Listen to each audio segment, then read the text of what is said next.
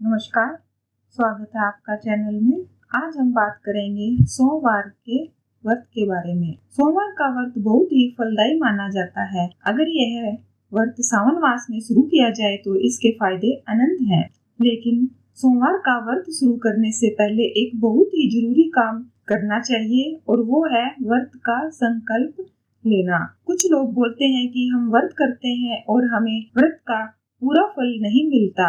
तो आइए जानते हैं कि हमें व्रत का पूरा फल मिले, इसके लिए हमें क्या करना चाहिए। हमें व्रत रखने से पहले व्रत का संकल्प जरूर लेना चाहिए। आप व्रत का संकल्प पहले दिन भी ले सकते हैं और उसी दिन भी ले सकते हैं। आपको अपने पास एक पानी का लोटा रखना है और कुछ बिना टूटे हुए चावल और फूल रखने हैं।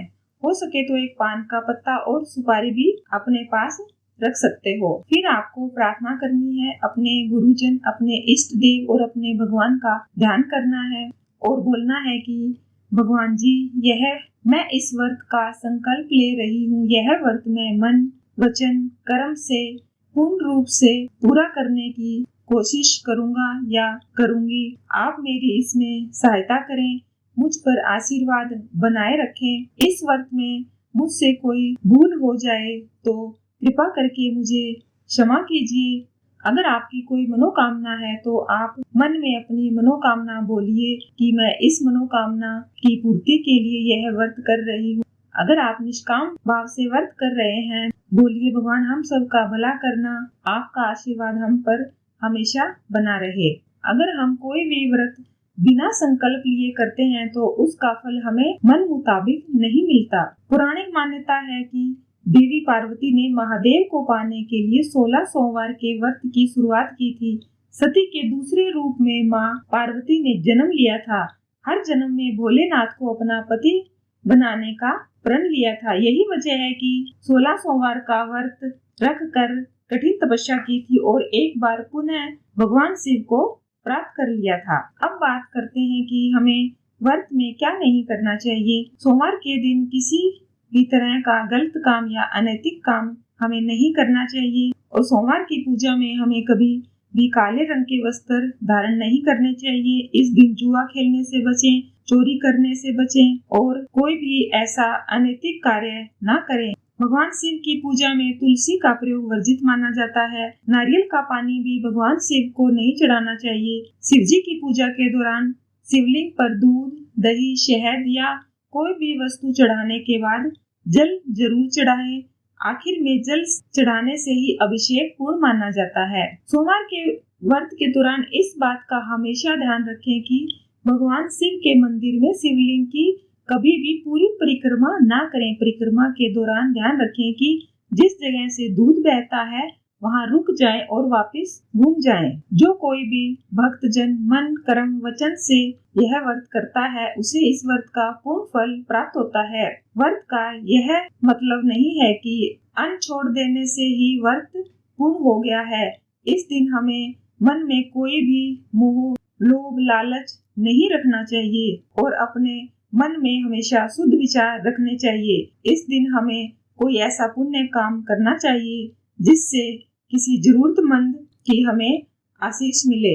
व्रत में जल्दी उठने के बाद अगर काले तिल डालकर आप स्नान करते हो तो इससे आपको अच्छा फल मिलता है।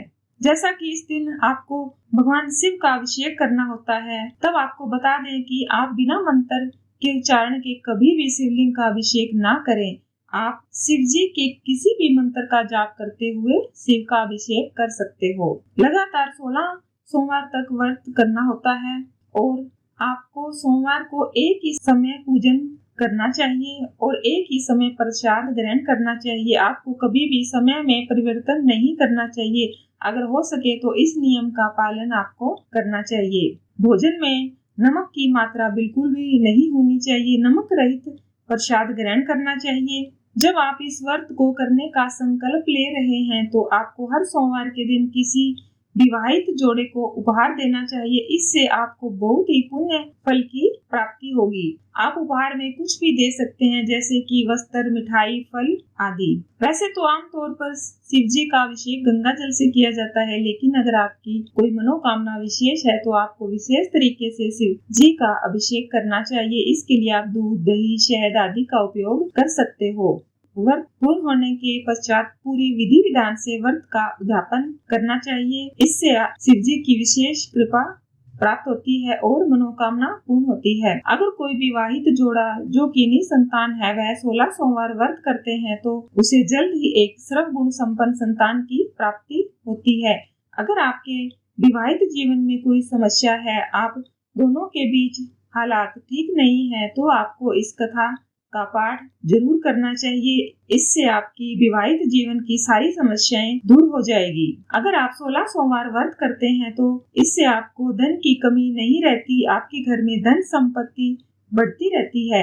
अगर बात करें लड़कियां 16 सोमवार का व्रत क्यों करती है, तो हम आपको बता दें कि कोई भी औरत या कुंवारी लड़की अगर 16 सोमवार का व्रत करती है तो उसे अखंड सौभाग्यवती और अपनी मनपसंद जीवन साथी प्राप्त होने का आशीर्वाद प्राप्त होता है। इसलिए लड़कियां 16 सोमवार का व्रत करती है। इस दिन विधि विधान से शिव जी और माता पार्वती का पूजन करना चाहिए और नंदी जी का भी पूजन करना चाहिए। अगर आप पवित्र मन से व्रत रखते हो तो आपको इसका पूर्ण फल प्राप्त होगा। संकल्प लेते समय अपना नाम और अपने माता पिता का नाम और अपने निवास स्थान का नाम जरूर बोलना चाहिए। व्रत के दौरान आपको पूरा दिन मानसिक जाप करते रहना चाहिए। हो सके तो दिन में कुछ देर शिव जी और माता पार्वती का कीर्तन भी आप कर सकते हो। शिव जी की कथा, शिव जी से जुड़े पुराण या और कथाएं का श्रवण भी आप कर सकते हो। पर आपको इतना ध्यान रखना है कि यह व्रत पूरे तन मन से और कर्म वचन से आपको शुद्ध भाव से करना है। अगर इस तरह व्रत कोई भी भक्त जन करता है तो उसे व्रत का पूर्ण फल प्राप्त होता है। हमारे इस चैनल के साथ जुड़े रहने के लिए आपका बहुत बहुत धन्यवाद। अगर आपको यह वीडियो पसंद आई है तो प्लीज इसे अपने तक ही सीमित ना रखें, इसे आगे भी शेयर करें, वीडियो को लाइक करें, चैनल को सब्सक्राइब करें। भगवान हम सब पर अपनी कृपा बनाए रखे। हर हर महादेव। धन्यवाद।